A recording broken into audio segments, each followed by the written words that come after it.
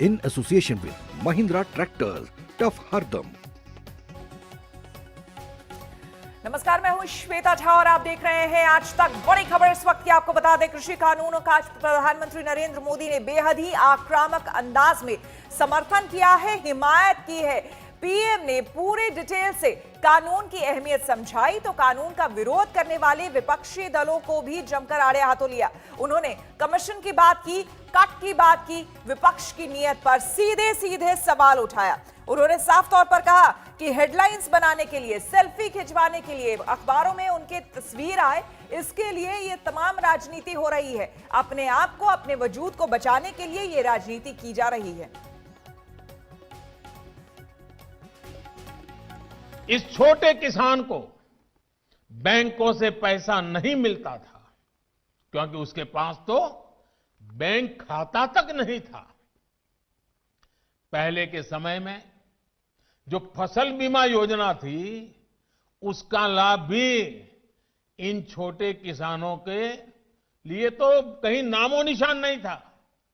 कोई इक्का दुक्का कहीं मिल जाए तो अलग बात है।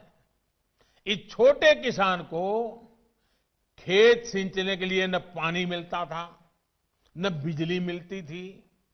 वो हमारा बेचारा गरीब किसान अपना खून पसीना लगाकर वो खेतों में जो पैदा भी करता था, उसे बेचने में भी उसकी हालत खराब हो जाती थी। इस छोटे किसान की सुध लेने वाला कोई नहीं था। और आज मैं देशवासियों को फिर याद दिलाना चाहता हूं, देश में इन किसानों की संख्या छोटी नहीं है। जिनके साथ यह अन्याय किया गया है ना, ये संख्या 80% से ज्यादा किसान इस देश में हैं, करीब करीब 10 करोड़ से भी ज्यादा, जो इतने वर्षों तक सत्ता में रहे। उन्होंने इन किसानों को अपने हाल पर छोड़ दिया था। चुनाव होते रहे, सरकारें बनती रही, रिपोर्ट्स आती रही, आयोग बनते रहे, वादे करो भुला दो, करो भुला दो, यही सब हुआ। लेकिन किसान की स्थिति नहीं बदली। नतीजा क्या हुआ? गरीब किसान और गरीब होता गया। क्या देश में इस स्थिति को बदलना आवश्यक नहीं था? मेरे किसान भाइयों और बहनों, 2014 में सरकार बनने के बाद हमारी सरकार ने नई अप्रोच के साथ काम करना शुरू किया। हमने देश के किसान की छोटी छोटी दिक्कतों और कृषि के आधुनिकीकरण, उसे भविष्य की जरूरतों के लिए तैयार करने, दोनों पर एक साथ ध्यान दिया। हम बहुत सुनते थे कि उस देश में खेती इतनी आधुनिक है, वहां का किसान इतना समृद्ध है। कभी इजराइल का उदाहरण सुनते रहते थे। हमने दुनिया भर में कृषि क्षेत्र में क्या क्रांति आई है, क्या बदलाव आए हैं, क्या नए इनिशिएटिव आए हैं, क्या अर्थव्यवस्था के साथ कैसे जोड़ा है, सारी चीजों का गहन अध्ययन किया। इसके बाद हमने अपने अलग अलग लक्ष्य बनाए। कई दल ऐसे भी हैं जो इन्हीं कृषि सुधारकारों के पक्ष में रहे हैं। उनके लिखित बयान भी हमने देखे हैं। वो आज अपनी कही बात से ही मुकर गए हैं। उनकी भाषा बदल गई है। वो राजनीतिक नेता जो किसानों को भ्रमित करने में जुटे हुए हैं, जिनकी लोकतंत्र में रत्ती भर भी श्रद्धा नहीं है, वो विश्वास ही नहीं करते डेमोक्रेसी में। दुनिया के कई देशों में उनका परिचय है लोगों को। ऐसे लोगों के जो भी उन्होंने कहा है पिछले दिनों, जिस प्रकार के अनलगढ़ आरोप लगाए हैं, जिस भाषा का प्रयोग किया है, पता नहीं कैसी कैसी इच्छाएं व्यक्त की है, मैं बोल भी नहीं सकता हूं। ये सब करने के बावजूद भी, उन सब चीजों को सहन करने के बाद भी, उसको पेट में उतार करके, मन ठंडा रख करके, उन सबको सहन करते हुए, मैं आज फिर एक बार नम्रता के साथ उन लोगों को भी जो हमारे घोर विरोध करने पर तुले हुए, उनको भी कहता हूं, मैं नम्रता के साथ कहता हूं, हमारी सरकार किसान हित में उनसे भी बात करने के लिए तैयार है, लेकिन बात मुद्दों पर होगी, तर्क और तथ्यों पर होगी, तर्क और तथ्य के आधार पर हर कसौटी पर हमारे ये निर्णय कसे जा सकते हैं। उसमें कोई कमी है तो उसको इंगित करना चाहिए, लोकतंत्र है। हमें सब प्रकार का भगवान ने ज्ञान दिया ऐसा दावा हमारा नहीं है, लेकिन बात तो हो। इन बातों के बावजूद भी लोकतंत्र में अटूट आस्था और श्रद्धा होने के कारण, किसानों के प्रति हमारा समर्पण होने के कारण हर समय किसानों के हर मुद्दे पर चर्चा के लिए सरकार तैयार है।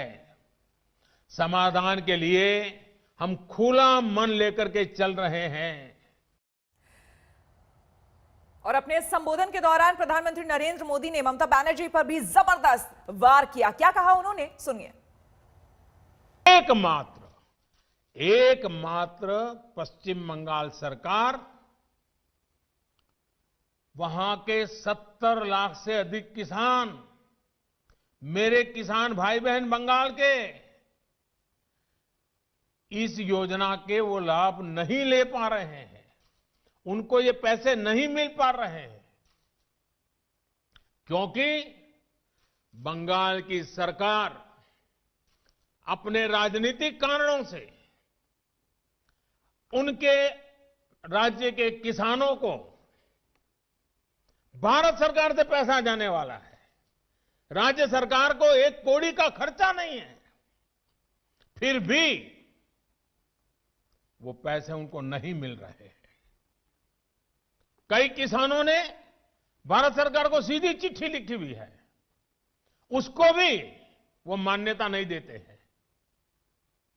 यानी आप कल्पना कर सकते हैं कितने लाखों किसानों ने लाभ लेने के लिए, योजना के लिए अर्जी की, ऑनलाइन आवेदन कर चुके हैं, लेकिन वहां की राज्य सरकार उसको भी अटका करके बैठ गई है।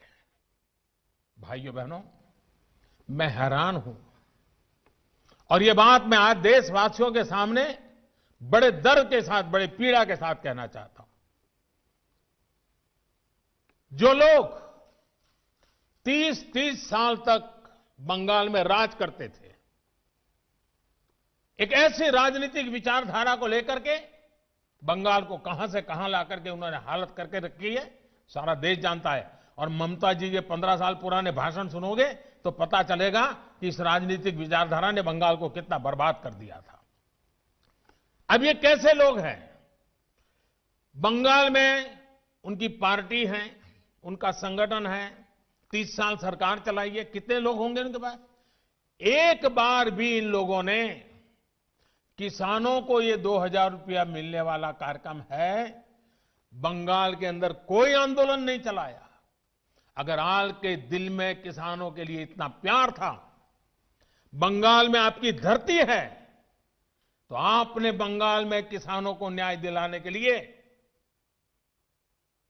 प्रधानमंत्री किसान सम्मान योजना के पैसे किसानों को मिले, इसके लिए क्यों आंदोलन नहीं किए? क्यों आपने कभी आवाज नहीं उठाई? और आप वहां से उठ करके पंजाब पहुंच गए, तब सवाल उठता है। और पश्चिम बंगाल की सरकार भी देखिए, अपने राज्य में इतना बड़ा किसानों को लाभ, 70 लाख किसानों को इतना धन मिले, हजारों करोड़ रुपया मिले, वो देने में उनको राजनीति आड़े आती है। लेकिन वही पंजाब जाकर के जो लोग के साथ वो बंगाल में लड़ाई लड़ते हैं, यहां आकर के उनसे गुपचुप करते हैं। क्या देश की जनता इस खेल को नहीं जानती है? क्या देश की जनता को इस खेल का पता नहीं है? जो आज विपक्ष में हैं, उनकी इस पर जुबान क्यों बंद हो गई है? और 4 संवाददाता हमारे साथ जुड़ गए हैं। हिमांशु मिश्रा महरौली से हमारे साथ जुड़ गए हैं, जहां पर गृह मंत्री अमित शाह थे। साथ ही साथ अशोक सिंघल हमारे साथ द्वारका से जुड़ गए हैं, जहां पर आपको बता दें रक्षा मंत्री राजनाथ सिंह मौजूद थे। और शिवेंद्र श्रीवास्तव हमारे साथ सीधे लखनऊ से जुड़ रहे हैं, जहां पर योगी आदित्यनाथ ने लोगों को संबोधित किया था। और साथ ही साथ आपको बता दें सिंगू बॉर्डर से जितेंद्र बहादुर सिंह हमारे संवाददाता जुड़ गए हैं सीधे हिमांशु के पास। हिमांशु, एक बहुत बड़ा, इनफैक्ट अगर यह कहें कि एक मेगा आयोजन किया गया था, 2500 से ज्यादा पूरे देश में एक तरह से चौपाल, किसान चौपाल सरकार की तरफ से लगाई गई। खुद प्रधानमंत्री का संबोधन, आप जिस जगह पर खड़ा है गृह मंत्री उतर आए वहां पर, क्या लगता है कोई हल निकलेगा, लोग सुनेंगे उनकी बात? देखिए, बिल्कुल बीजेपी ने ये पूरी कोशिश की कि इसको किसी तरीके से जो डैमेज किया जा रहा है, किसान संगठनों के द्वारा कृषि कानूनों के खिलाफ जो आंदोलन चलाया गया है, उसको लेकर अपनी बात जनता तक पहुंचाने के लिए, और इसीलिए 2500 से ज्यादा चौपाल की गई। तमाम केंद्रीय मंत्रियों से लेकर बीजेपी के नेता, सांसद, विधायक अलग अलग क्षेत्रों में रहे और उन्होंने प्रधानमंत्री नरेंद्र मोदी का जो संबोधन था और जो संवाद था किसानों के जरिए, उसको सुनवाया। ये बात श्वेता कहने पड़ेगी कि प्रधानमंत्री नरेंद्र मोदी ने किसानों से वो बात कहलवाई कि जिन चीजों को लेकर किसान संगठन विरोध कर रहे हैं, आंदोलन कर रहे हैं, उनको लेकर क्या आपत्ति है या इन कृषि बिलों से उनको फायदा हो रहा है। तो किसानों ने ये तो कह दिया कि उनको फायदा हो रहा है। दूसरी तरफ प्रधानमंत्री नरेंद्र मोदी ने अपने भाषण के जरिए ये भी बताया कि पश्चिम बंगाल के अंदर 70 लाख किसानों को वो किसान सम्मान निधि नहीं मिल रही है, लेकिन जो लोग यहाँ आंदोलन को पीछे से शह दे रहे हैं, जो पीछे से आंदोलन को चलाने की कोशिश कर रहे हैं, वो बंगाल के 70 लाख किसानों को किसान सम्मान निधि नहीं मिलने के लिए कोई आंदोलन नहीं किया। उन्होंने ये भी कहा कि इन किसानों का से संबंधित जो कानून है, इसमें कोई भी कमी नहीं है। हो सकता है हमसे कोई भूल चूक हुई हो, कोई बात रह गई हो, तो सुधार किया जा सकता है। आप आइए, हमसे बात कीजिए, हम बात करने के लिए तैयार हैं। लेकिन आंदोलन जो है उस पर कुछ लोग रोटियां सेक रहे हैं। उन्होंने रॉबर्ट वाड्रा पे भी इशारों में निशाना साध दिया और ये कह दिया कि देखिए जमीन के हथियाने का आरोप किन पर लगता था और वो आज क्या कह रहे हैं। तो ये कहा जा सकता है कि आंदोलनकारियों को संदेश गंभीर आरोप पश्चिम बंगाल सरकार पर भी लगाए हैं और विपक्ष पर भी प्रधानमंत्री नरेंद्र मोदी ने उठाए। आएंगे हिमांशु आपके पास, सीधे चलते हैं जितेंद्र बहादुर सिंह के पास। जितेंद्र, एक तरह से कह लीजिए कि आखिरी तौर पर खुद प्रधानमंत्री का चूंकि उतर जाना, गृह मंत्री का, रक्षा मंत्री का उतर जाना, और उसके बाद इतना बड़ा प्रोग्राम करना, आप जहां पर खड़े हैं वहां पर सिंघू बॉर्डर पर सबसे पहले वहां पर किसान आए थे पंजाब और हरियाणा के, 30वां दिन आज भी डटे हुए हैं। इस मेगा कॉन्फ्रेंस और प्लान के बाद क्या कह रहे हैं वहां के किसान, सीधे उनकी जुबानी सुनाइए। बिल्कुल श्वेता, यहाँ पर जो किसान हैं, आज 30वां दिन है और लगातार ये लोग आंदोलन कर रहे हैं। इनसे जानने की कोशिश करते हैं कि प्रधानमंत्री ने जो कहा है उस पर इन लोगों की क्या प्रतिक्रिया है। प्रधानमंत्री की तरफ से ये कहा गया है कि पॉलिटिकल पार्टीज गुमराह कर रही हैं। ये बिल जो है, ये तीनों कानून जो है वो किसानों के हित में है। ये बिल्कुल झूठ है। कोई पॉलिटिकल पार्टी गुमराह नहीं कर रही, क्योंकि किसानों ने किसी भी पॉलिटिकल पार्टी को जहां एंटर नहीं होने दिया। ये नरोल किसान है, किसानों की विचारधारा है, किसानों की जथेबंदी है और वो बड़ा सोच समझकर जो मांग कर रहे हैं, एक ही मांग है कि जो तीनों कानून लागू किए हैं उनको रद्द किया जाए। लेकिन प्रधानमंत्री ने जिस तरीके का वक्तव्य दिया है, ऐसे में तो ये नहीं लगता है कि तीनों जो कानून हैं वो वापस होंगे। कई पॉलिटिकल पार्टीज यहाँ मंच पर देखी गई, टीएमसी के सांसद भी कुछ आसपास यहाँ पर पहुंचे हुए थे।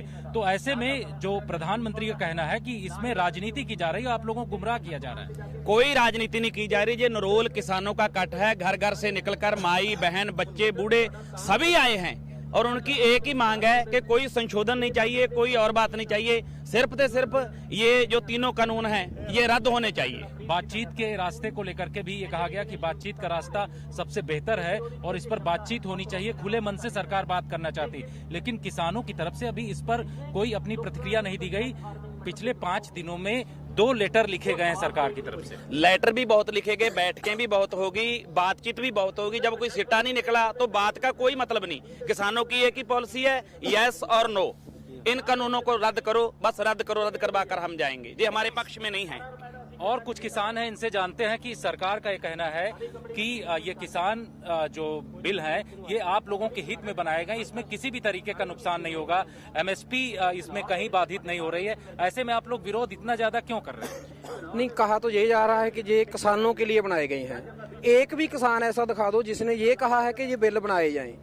ये कारपोरेट घरानों के लिए सिर्फ उनको आएंगे आपके पास जितेंद्र। चलते हैं सीधे हम लखनऊ, वहां पर शिवेंद्र श्रीवास्तव हमारे साथ जुड़े हुए हैं। शिवेंद्र, वहां पर जहां आप मौजूद हैं, योगी आदित्यनाथ खुद उतर आए हैं वहां पर, क्या अभी भी वो वहां पर मौजूद हैं? देखिए श्वेता, प्रोग्राम खत्म होने का, प्रधानमंत्री का संबोधन खत्म होने के बाद योगी आदित्यनाथ चले गए यहाँ पर, लेकिन उससे पहले उन्होंने बहुत देर तक किसानों से संवाद किया और बात की और अपनी बात कही। और उन बातों का भी सार यही था कि किस तरह से विपक्ष जो है तमाम ऐसे मुद्दों पर सरकार पर सवाल उठा रहा है जो मुद्दे उनके लिए हमेशा चुनाव से पहले थे।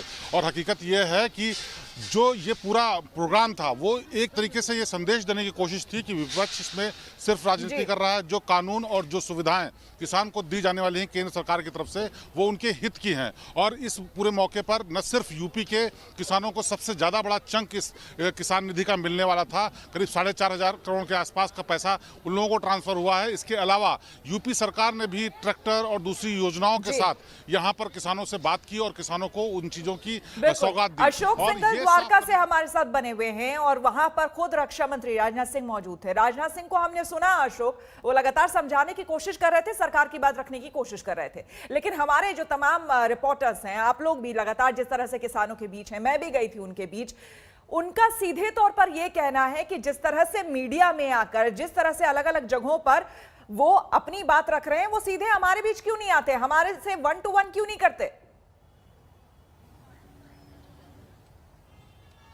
वो प्रधानमंत्री ने आज भी कहा है, पहले भी जब भी मौका प्रधानमंत्री ने साफ तौर से कहा, कृषि मंत्री ने कहा, बाकी मंत्री चाहे रक्षा मंत्री हो, गृह मंत्री हो, तमाम मंत्री ये बात कह रहे हैं कि हम बातचीत करने के लिए तैयार हैं। पहले भी बातचीत हुई है और आज प्रधानमंत्री ने भी साफ तौर से कहा है कि हम मुद्दों पे, तर्क पे, जो भी उनके इश्यूज हैं उन पे खुले मन से बात करने के लिए तैयार हैं।